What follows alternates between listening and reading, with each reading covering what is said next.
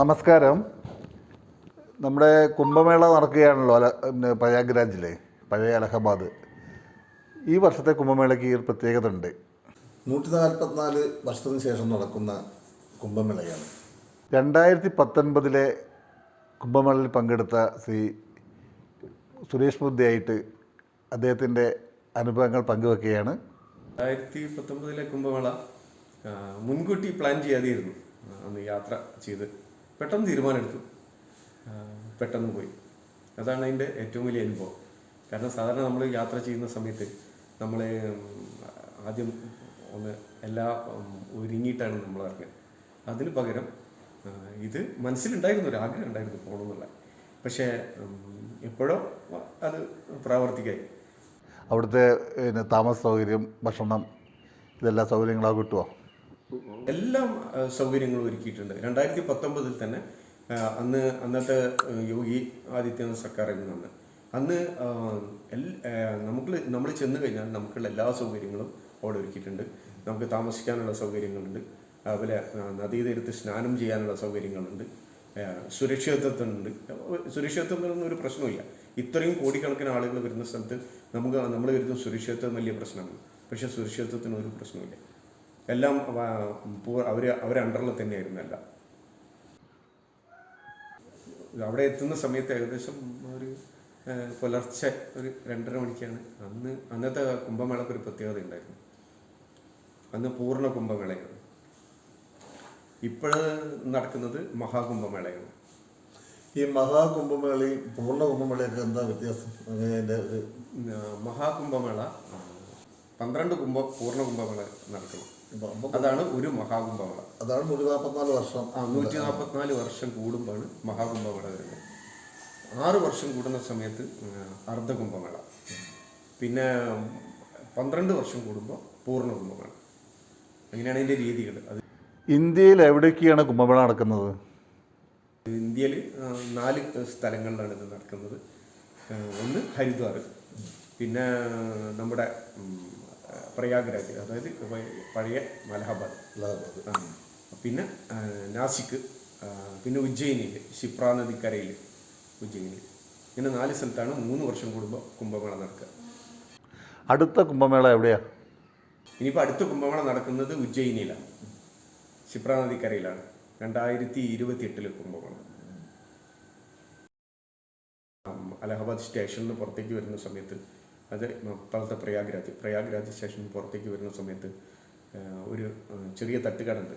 ആ തട്ടുകടയിൽ കുറച്ച് ആളുകൾ ചായ കഴിക്കുന്നു. അപ്പം എന്നെ കണ്ടപ്പോൾ തട്ടുകടക്കാരൻ എന്നെ വിളിച്ചിട്ട് എന്നോട് പറഞ്ഞു, നിങ്ങൾ ചായ കഴിച്ചു? നമ്മളില്ല. ചായ തന്നു, ഒരു ബന്നിൽ ബട്ടറൊക്കെ തേച്ചിട്ട് തന്നു. പിന്നെ ഇവിടുന്ന് നോക്കി പരിചയപ്പെട്ട് കഴിഞ്ഞേരെ അദ്ദേഹം എന്നോട് പറയുന്നു, ഇവിടെ വണ്ടി വരും, വണ്ടി വന്നു കഴിഞ്ഞിട്ടാണെങ്കിൽ ഓട്ടോറിക്ഷ വന്നു കഴിഞ്ഞിട്ടാണോ വലിയ കാശ് ചോദിക്കും, അതൊന്നും കൊടുക്കണ്ട, ഒരു 25 രൂപ മാക്സിമം കൊടുത്താൽ മതി, അതിൻ്റെ അപ്പുറത്തേക്കൊന്നും കൊടുക്കരുതെന്നാണ്. അപ്പം ഞാൻ അതേപോലെ തന്നെ ഞാനവിടെ, അത് മാത്രമല്ല ഇതിനു മുമ്പ് അദ്ദേഹം എനിക്ക് ഒരു കാര്യം ചെയ്തു. ഈ ബന്നിൽ ബട്ടറൊക്കെ തേച്ചിട്ട് ചായയൊക്കെ തന്നിട്ട് ഞാൻ കാശ് കൊടുത്തപ്പോൾ എന്നോട് പറഞ്ഞു, ഇതെൻ്റെ വകയാണ്. ഈ പുണ്യസ്ഥാനത്തെത്തിയ സമയത്ത് ഒരു അനുഭവമാണ് നമ്മൾ ആദ്യത്തെ അനുഭവം. കാരണം നമുക്ക് ഒരു പരിചയമില്ലാത്ത നാട്, ഒരു പരിചയമില്ലാത്ത ആളുകൾ. അവിടെ ഇറങ്ങിക്കഴിയുമ്പോൾ നമുക്ക് സഹായിക്കാൻ ഒരു കൈ സഹായം, അത് നമുക്ക് എവിടുന്നാണെന്നറിയില്ല നമുക്ക് കിട്ടുന്നത്. പ്രയാഗ്രാജിൻ്റെ പ്രത്യേകതകൾ എന്തൊക്കെയാണ്? പ്രയാഗ്രാജ് എന്ന പുണ്യഭൂമിയാണ്. കാരണം 3 നദികളുടെ സംഗമസ്ഥാനമാണ് പ്രയാഗ്രാജ്. ഗംഗ, യമുന, സരസ്വതി. അതിൽ സരസ്വതി നദി ഭൂമിക്കടിയിലൂടെ ഒഴുകി വന്നിട്ട് ഈ പ്രയാഗ്രാജിൽ വെച്ചിട്ട് ഈ 2 നദികളായിട്ട് സംഗമിക്കുന്നു എന്നാണ് ഐതിഹ്യം. അത് ശരിയാണെന്ന് ഇപ്പം തന്നെ അമേരിക്കൻ സയൻറ്റിസ്റ്റുകളൊക്കെ സാറ്റലൈറ്റ് ഉപയോഗിച്ചിട്ട് തെളിഞ്ഞിട്ടുണ്ട്. ഇപ്പോഴും ആ നദി ഒഴുകിക്കൊണ്ടിരിക്കുന്നുണ്ട്, അടിയിൽ കൂടെ വന്നിട്ട് അവിടെ ജോയിൻ ചെയ്യുന്നതാണ്. കുംഭമേളയ്ക്ക് പിന്നെ എത്ര ദിവസത്തെ പരിപാടികളാണ് അവിടെ ഇപ്പം നടക്കുന്നത്? 27-ാം തീയതി വരെ, ഏകദേശം നമ്മുടെ ഫെബ്രുവരി 27 വരെ അവിടെ ആഘോഷങ്ങൾ നടക്കുന്നുണ്ട്. അപ്പം അന്നത്തെ അനുഭവങ്ങൾ, അന്ന് പൂർണ്ണ കുംഭമേളയ്ക്ക് പോയ സമയത്ത് അവിടുത്തെ യാത്രകൾ ഭയങ്കര രസമാണ്. രാവിലെ എഴുന്നേറ്റിട്ട് നമ്മൾ യാത്ര ചെയ്യുന്നു, അത് കഴിഞ്ഞിട്ട് പിന്നെ നടക്കുക. ഞാൻ ഉച്ചയ്ക്ക് ഒരു 12 മണി വരെ ഞാൻ നടന്നുകൊണ്ടേയിരിക്കുക. അപ്പോൾ ഈ നടക്കുന്ന സമയത്ത് നമുക്ക് പല ആശ്രമങ്ങളും പല ആളുകളായിട്ട് ബന്ധപ്പെടാൻ പറ്റും, പരിചയപ്പെടാൻ പറ്റും, എല്ലാം പറ്റും. അവസാനം എത്തിപ്പെട്ടത് യോഗി ആദിത്യനാഥിൻ്റെ ഓഫീസിന് മുമ്പിലെത്തി. അപ്പോൾ അവിടെ എത്തിക്കഴിഞ്ഞപ്പോൾ അദ്ദേഹത്തോട് ഞാൻ സംസാരിച്ചു. അപ്പം അദ്ദേഹത്തോട് ചോദിച്ചു, അവരെ ഓഫീസിലുള്ള ഒരാളോട് ചോദിച്ചു, ഇങ്ങനെ താമസിക്കാനുള്ള സൗകര്യം ഉണ്ടോ എന്ന് ചോദിച്ചു. അപ്പം അദ്ദേഹം പറഞ്ഞെന്ന് പറഞ്ഞാൽ താമസിക്കാനൊന്നും ഇവിടെ സൗകര്യം ഇല്ല എന്ന് പറഞ്ഞാൽ. അപ്പോൾ അതിൻ്റെ പിന്നിലൊരു പയ്യൻ ഇരിക്കുന്നുണ്ട്. അവൻ എന്നെ വിളിച്ചു, എന്നോട് ചോദിച്ചു എന്താണെന്ന് വെച്ചു. അപ്പോൾ ഞാൻ പറഞ്ഞു ഇങ്ങനെ കേരളത്തിൽ നിന്ന് വരുന്നതാണ്, കുംഭമേളയിൽ പങ്കെടുക്കാനുള്ള ആഗ്രഹത്തോടുകൂടി വന്നതാണ്, അപ്പോൾ താമസിക്കാനൊരു സ്ഥലം കിട്ടണം. അപ്പോൾ അദ്ദേഹത്തിനോട് ചോദിച്ചു ബ്രേക്ക്ഫാസ്റ്റ് കഴിച്ചു തന്നു. ഞാൻ പറഞ്ഞില്ല. അപ്പം ബ്രേക്ക്ഫാസ്റ്റ് കഴിക്കാൻ വേണ്ടിയിട്ട് കുളിക്കാനുള്ള സൗകര്യം ചെയ്തു തന്നു. അത് കഴിഞ്ഞിട്ട് ബ്രേക്ക്ഫാസ്റ്റ് തന്നു. അങ്ങനെ രണ്ടാമത്തെ സൗജന്യമായിട്ട് കിട്ടുന്ന ഭക്ഷണം. അപ്പോൾ ആദ്യത്തെ രാവിലത്തെ പൊന്നും ചായ, അത് കഴിഞ്ഞിട്ട് ബ്രേക്ക്ഫാസ്റ്റ് കഴിക്കുന്നത് 12 മണിക്കാണ്. 12 മണിക്ക് അത് കഴിഞ്ഞിട്ട് അദ്ദേഹം എന്നെ വണ്ടിയിൽ കൊണ്ടുപോയിട്ട് ഒരു ആശ്രമത്തിന് മുന്നിൽ കൊണ്ടുപോയി നിർത്തി. അവർ ജൂനാഗാഡയുടെ പ്രധാനപ്പെട്ട ഒരു സ്വാമി, ആ സ്വാമിയുടെ അടുത്ത് കൊണ്ടുപോയിട്ട് എന്നെ പരിചയപ്പെടുത്തി. പിന്നെ അദ്ദേഹം കേരളത്തിൽ നിന്ന് വരുന്നതാണ്, ആർട്ടിസ്റ്റാണെന്നൊക്കെ പറഞ്ഞ് പരിചയപ്പെടുത്തി. അദ്ദേഹമാണ് പരിചയപ്പെടുത്തുന്നത്, വിനോദ് പാണ്ഡെ അദ്ദേഹത്തിൻ്റെ പേര്. അപ്പം അദ്ദേഹം പറഞ്ഞു നമുക്ക് സൗകര്യം ചെയ്യാമെന്നാണ്. അങ്ങനെ അദ്ദേഹം താമസിക്കുന്ന എൻ്റെ റൂമിൻ്റെ തൊട്ടടുത്ത റൂമിൽ എനിക്ക് താമസിക്കാനുള്ള സൗകര്യങ്ങളൊക്കെ ഒരുക്കി തന്നത്.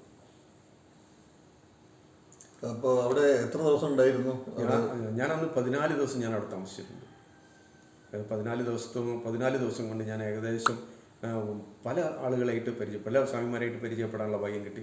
അതിൽ ഒരു ആശ്രമത്തിൽ എത്തിയ സമയത്ത് എനിക്ക് അത്ഭുതം തോന്നിയത്, നമ്മളല്ല നമ്മളെ കൊണ്ടുപോകുന്നുള്ള ആ പരിസരത്ത് എത്തിക്കഴിഞ്ഞാൽ, ആ ഒരു പുണ്യഭൂമിയിൽ എത്തിക്കഴിഞ്ഞാൽ നമ്മൾ ആരോ നമ്മളെ നയിക്കുന്ന പോലെ നമുക്ക് ഫീൽ ചെയ്യുന്നത്. കാരണം ചെന്ന ഒരു ആശ്രമം, ഒരു അദൃശ്യ ശക്തി, ഒരു അദൃശ്യ ശക്തി. നമ്മൾ ചെന്ന ഒരു ആശ്രമത്തിൽ ഒരു 135 വയസ്സായ ഒരു സ്വാമിയുണ്ട്. അദ്ദേഹം 2 ആളെയും കൂട്ടിയിട്ടാണ് ഞാൻ പോകുന്നത്. കാരണം അവർ ഈ സ്വാമിയുടെ ശിഷ്യനെ തേടിയിട്ട് വന്നതാണ്. അവർക്ക് ദീക്ഷ സ്വീകരിക്കണം, അതിന് വേണ്ടിയിട്ടാണ് അവർ വന്നത്. അപ്പോൾ അവരിങ്ങനെ തിരഞ്ഞെടുക്കുമ്പോൾ ഞാനിങ്ങനെ വാണ്ടർ ചെയ്തുകൊണ്ട് എനിക്കറിയാം ആശ്രമം എവിടെയായിരുന്നു എന്നുള്ളത്. അപ്പം ഇവർ മലയാളം സംസാരിച്ചപ്പോൾ ഞാൻ അവരോട് സംസാരിച്ചു. അപ്പോൾ അവർ പറഞ്ഞു ഇങ്ങനെ ഞങ്ങൾ എറണാകുളത്ത് നിന്ന് വരുന്നതാണ്. അപ്പോൾ ഞാൻ പറഞ്ഞു വരികയെന്ന്, ഞാൻ കൂട്ടിക്കൊണ്ടായിട്ട് ഇവരെ ആശ്രമത്തിൽ കൊണ്ടാക്കി. അപ്പോൾ അവിടുത്തെ സീനിയർ സ്വാമി, അദ്ദേഹം 135 വയസ്സെന്ന് പറഞ്ഞാൽ, അദ്ദേഹം എന്നോട് ചോദിച്ചു എന്തൊക്കെയാണെന്ന്. എന്നോടാണ് സംസാരിക്കുന്നത്, ഇവരോട് സംസാരിക്കുന്നതല്ല. നന്നായി തമിഴ് സംസാരിക്കും, തെലുങ്ക് അറിയാം, കന്നഡ അറിയാം, പിന്നെ ഫ്രഞ്ച്, പോർച്ചുഗീസ് ഇതൊക്കെ അറിയാം. കാരണം ഞാൻ അവിടെ ഇരിക്കുന്ന സമയത്ത്, ഫോറിനേഴ്സ് വരുന്ന സമയത്ത് ഇദ്ദേഹം ഈസി ആയിട്ടാണ് സംസാരിക്കുന്നത്. കാരണം എത്രയോ വർഷത്തെ പരിചയമുള്ള പോലെയാണ് ഭാഷകളൊക്കെ കൈകാര്യം ചെയ്യുന്നത്. അപ്പോൾ എന്നോട് തമിഴിലും ഇംഗ്ലീഷിലാണ് എന്നോട് സംസാരിച്ചത്. അപ്പം അദ്ദേഹം എന്നോട് പറഞ്ഞു നിങ്ങളെപ്പോഴാണ് ഭക്ഷണം എപ്പോഴാണ് കഴിച്ചത്? ഞാൻ ഭക്ഷണം കുറേ നേരം കഴിച്ചിട്ടോ. അപ്പോൾ എന്നോട് പറഞ്ഞു സ്വാമീനെ വിളിച്ചിട്ട് പറഞ്ഞു അവർക്ക് അലുവ കൊടുക്കാൻ പറഞ്ഞു. അപ്പം അവർ ആത്ത് പോയിട്ട് ഒരു അലുവ ഉണ്ട് വലിയൊരു പാത്രത്തിൽ. നമ്മളൊരാൾ തിന്നാൽ തീരില്ല, ഒരു 500 അലുവ ഉണ്ടാവും. കാരണം അവർ റവയിൽ ഉണ്ടാക്കുന്നതാണ്, ഡെലീഷ്യസ് ഫുഡാണ്. അണ്ടിപ്പരിപ്പ്, മുന്തിരി, എല്ലാ ഫ്രൂട്ട്സ് ഇതെല്ലാം ഇട്ടിട്ടുണ്ടാക്കിയ ഒരു അലുവ. ആ അലുവ അദ്ദേഹത്തിന് മുമ്പിൽ ഇരുന്നിട്ട് തിന്നേണ്ടി വന്നു. ഇത് ഒഴിവാക്കാൻ പറ്റില്ലല്ലോ, നമ്മൾ കഴിക്കില്ല എന്താ ചെയ്യുക. അപ്പോൾ ഇതൊക്കെ കഴിച്ച് കഴിഞ്ഞതിന് ശേഷം അദ്ദേഹം വീണ്ടും സംസാരിച്ചിരുന്നു. പിന്നെ പറയുന്നത് എൻ്റെ പാസ്റ്റാണ്, അതെല്ലാം അദ്ദേഹം പറഞ്ഞു. ഞാൻ അതിശയിച്ചു, ഇതെങ്ങനെ ഇദ്ദേഹം പറയുന്നതാണ്. അപ്പോൾ എന്നോട് ചോദിച്ചു എപ്പോഴാണ് വരുന്നതെന്ന് ചോദിച്ചു. ഞാൻ പറഞ്ഞു സ്വാമി ഞാൻ ആർട്ടിസ്റ്റല്ല, ആർട്ടിസ്റ്റാണ്, ഞാൻ സ്വാമിയല്ല, ഞാൻ കാവ്യായിരുന്നു എടുത്ത്. അപ്പോൾ എന്നോട് പറഞ്ഞു നിങ്ങളെ കണ്ടപ്പോഴേ എനിക്കറിയാം നിങ്ങൾ സ്വാമി അല്ലാന്നുണ്ടെന്ന്. അപ്പോൾ അതൊരു അത്ഭുതം. കാരണം അവർ നമ്മൾ പറഞ്ഞിട്ടില്ലെങ്കിലും ഒറ്റ നോട്ടത്തിൽ അവർ തിരിച്ചറിയുന്നുണ്ട്. മുഖലക്ഷണം പറയും, അവർക്കറിയാം. അത് അപ്പോൾ എങ്ങനെയാണ് എന്നോട് ഊരിപ്പോന്ന് പറയും. കാരണം അദ്ദേഹം ഇരുന്ന് സംസാരിച്ചാൽ എത്ര വേണം സംസാരിക്കും. അപ്പോഴേക്കും 2 മണിക്കൂറിനടുത്ത് ഞാൻ അദ്ദേഹമായിട്ട് സംസാരിച്ചിരുന്നിട്ടുണ്ട്. പിന്നെ പോകുന്നത് ഒരു മധ്യപ്രദേശിലെ ഒരു സ്വാമി. അദ്ദേഹം അവിടുത്തെ ടൈഗർ ഫോറസ്റ്റിൽ അതിനുള്ളിലാണ് അവരെ ആശ്രമമുള്ളത്. അപ്പം ഞാൻ ചെല്ലുന്നത് 14 ദിവസമായിട്ടുണ്ട് അന്നേക്ക് കുംഭമേള തുടങ്ങിയിട്ട്. അപ്പോൾ ഈ ആശ്രമത്തിലേക്ക് ഞാൻ എത്തുന്ന 14ാമത്തെ ദിവസം. അപ്പോൾ അവിടെ കയറി വന്ന സമയത്ത് ഈ സ്വാമി എഴുന്നേറ്റിരുന്നു. അപ്പോൾ ആശ്രമത്തിലുള്ള എല്ലാവരും ചുറ്റും കൂടി. അപ്പോൾ ഞാൻ ചോദിച്ചു എന്താണെന്ന് എനിക്ക് മനസ്സിലാകുന്നില്ല. അപ്പോൾ പിന്നീടാണ് ഞാൻ അറിയുന്നത് ഇദ്ദേഹം 14 ദിവസമായിട്ട് കിടപ്പ് തന്നെയായിരുന്നു. എന്നെ കണ്ട സമയത്ത് മാത്രമാണ് ഇദ്ദേഹം എഴുന്നേറ്റിരുന്നത്. അപ്പം ഈ എഴുന്നേറ്റിരുന്നതുകൊണ്ട് അവർ എനിക്കൊരു VIP പരിഗണന എനിക്ക് തന്നത്. ഞാൻ വലിയ അത്ഭുതത്തോട് കൂടിയിട്ട് അതൊക്കെ കണ്ടത്. കാരണം നമ്മൾ ആരാണെന്നത് നമുക്ക് പോലും അറിയില്ല, അവർക്കും അറിയില്ല എന്താണെന്നുള്ളത്. പക്ഷെ എന്നിട്ടും നമുക്കൊരു പ്രത്യേക പരിഗണന. അവിടെ അന്ന് എനിക്ക് ഫുഡ് തന്നു, എല്ലാം കഴിഞ്ഞിട്ട് എന്നെ അനുഗ്രഹിച്ചിട്ടാണ് അദ്ദേഹം യാത്രയ്ക്ക്. അതൊരു അനുഭവം. പിന്നീടുള്ള അനുഭവം നമുക്ക് പറയാൻ പറ്റില്ല. പലപ്പോഴും ഒന്ന് തെരുവിലൂടെ ഞങ്ങൾ നടക്കാം, ഒരു സ്വാമീനെ കണ്ടു, ഭയങ്കര ഹൈറ്റൊക്കെ ഉള്ളൊരു കക്ഷി. അദ്ദേഹം അങ്ങനെ നടന്നു പോയിക്കൊണ്ടേയിരിക്കണം. ഞാൻ പിന്നാലെ വെച്ചു. അദ്ദേഹത്തിന് പ്രത്യേകത എന്ന് പറഞ്ഞാൽ ആരും കാല് തൊടാനൊന്നും സമ്മതിക്കുന്നില്ല. വെള്ളമുണ്ടും വെള്ള ഒരു ഷാള് മാത്രമാണ് പുറച്ച്, കഴുത്തിൽ നിറയെ മാലകളുണ്ട്, നല്ല ജടയുണ്ട്. അപ്പോൾ പിന്നാലെ പോയി ഒരു 5 കിലോമീറ്ററോടെ ഞാൻ ഫോളോ ചെയ്തിട്ടുണ്ട്, ഇങ്ങനെ പിന്നാലെ ഇങ്ങനെ നടക്കാൻ. കുറേ അങ്ങോട്ട് എത്തിയപ്പോൾ ഞാൻ നിന്നു, നേരെ തിരിഞ്ഞിട്ട് എന്നെ നോക്കി. ആയിരക്കണക്കിന് ആൾക്കാർ നടക്കുന്നതിൻ്റെ ഇടയിലൂടെയാണ് അദ്ദേഹം എന്നെ നോക്കുന്നത്. എന്നെ നോക്കിയിട്ട് ഇങ്ങനെ നിന്നു. അപ്പോൾ ഞാൻ എടുത്തെത്തുന്നവരെ വെയിറ്റ് ചെയ്തു. എടുത്തെത്തി കഴിഞ്ഞിട്ട് എന്നോട് ചോദിച്ചു, എന്താ എന്നെ ഫോളോ ചെയ്യുന്നതെന്ന് ചോദിച്ചു. അപ്പോൾ ഞാൻ പറഞ്ഞൊന്നുമില്ല, സംതിങ് സ്പെഷ്യൽ ആയതുകൊണ്ട് തോന്നിയാണ്, അതുകൊണ്ടാണ് ഫോളോ ചെയ്തത്. അത് കഴിഞ്ഞിട്ട് പരിചയപ്പെട്ടു. ഞാനൊരു സെൽഫി എടുത്തു. അത് കഴിഞ്ഞിട്ട് അദ്ദേഹനോട് പറഞ്ഞു, നമുക്ക് ഹരിദ്വാറിൽ വെച്ച് കാണാൻ പറഞ്ഞു. ഓക്കെ എന്ന് പറഞ്ഞ് അദ്ദേഹം പോവുകയും ചെയ്തു. ഇതൊക്കെ നമ്മളെ ഒറ്റയ്ക്ക് പോകുമ്പോഴുള്ള അനുഭവങ്ങളാണ്.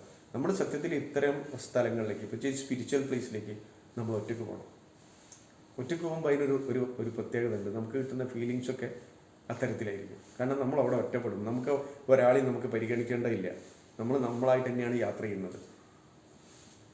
അതൊരു അനുഭവമാണ്. അത് കഴിഞ്ഞിട്ട് പിന്നെ കുംഭമേള കഴിഞ്ഞു.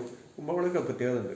കുംഭമേള കഴിഞ്ഞാൽ നമ്മൾ വാരാണസിയിൽ പോയിട്ട് പിതൃക്കൾക്ക് ബലി അർപ്പിച്ച് മഹാരാജിനെ തൊഴണം എന്നാണ് ഒരു ആചരണമാണ്, ആചരിക്കേണ്ടതാണ്. പക്ഷെ ഇതൊന്നും എനിക്കറിയില്ല. പക്ഷേ യാദൃശ്ചികമായിട്ട് ഇത് സംഭവിച്ചു. കാരണം ഞാൻ കുംഭമേള കഴിഞ്ഞ് ഇറങ്ങുന്ന സമയത്ത് റോഡിന് മുകളിലെത്തിയപ്പോൾ കാശി ബസ്സുണ്ട്, വാരാണസി.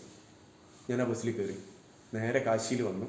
അന്ന് അവിടെ താമസിച്ചു. അന്ന് രാത്രി താമസിക്കാൻ ഒരു ഇടം ഒരാൾ ഒരുക്കി തന്ന പോലെ മണികർണികാഘട്ടിൻ്റെ തൊട്ടടുത്ത് ഒരു താമസ സൗകര്യം കിട്ടി.